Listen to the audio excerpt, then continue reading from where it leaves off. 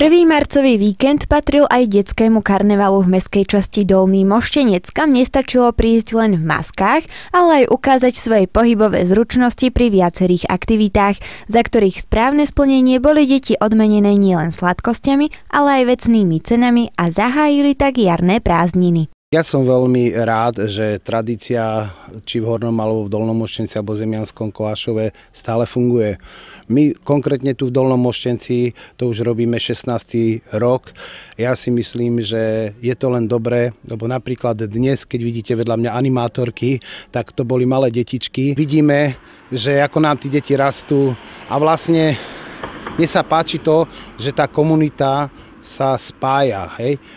Pri rôznych akciách, či sú to kultúrne, alebo priamo takáto akcia, kde vlastne neprišli len samotné detičky s rodičmi, ale prišli aj starí rodičia. Fašiangy Považskej Bystrici majú naozaj dlhoročnú tradíciu a my sme veľmi radi, že či už PX Centrum, ale najmä výbory mestských častí na prímestských častiach Považskej Bystrice pravidelne obmieniajú program. Je to tradičné pochovanie basí, ktoré sa koná prakticky všade, ale sú to pochody maskami, a sú to fašiangové zábavy a v poslednej dobe veľmi často sa organizujú aj také karnevalíky pre deti.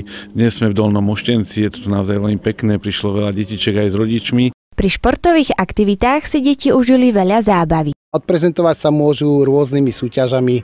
Máme športové, rôzne nosenie loptičku na lyžičke, hádzanie do koša. Dnes sme zahájili jarné prázdniny, takže prišlo nám okolo 40 detičiek. Do priebehu detského karnevalu boli zapojení aj samotní organizátori. Tak ja 15 rokov, 16 rokov, keď som tu pri týchto karnevaloch alebo pri fašiangoch samotných, vždy prídem v maske.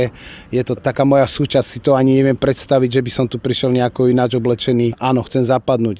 Záver fašiangového obdobia patril viacerým akciám pre deti aj dospelých počas celého víkendu. Aj vďaka ich organizácii sa zvyky a tradície stále dodržiavajú. My sme veľmi radi, že peknú návštevu mala akcia pre detičky aj v centrálnej mestskej zóne, takže budeme radi aj do budúcnosti, keď taký široký program ostane a keď naozaj počas fašiangov si nájdú všetky skupiny Považsko-Bystričanov to svoje, či už tí starší, ktorí majú radšej tie ľudové tradície, alebo tí mladší, ktorí viac inklinujú k takýmto modernejším formám sviatkov.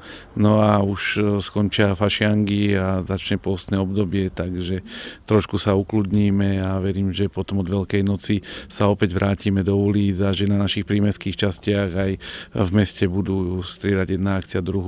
Laura Krošláková, televízia Považie.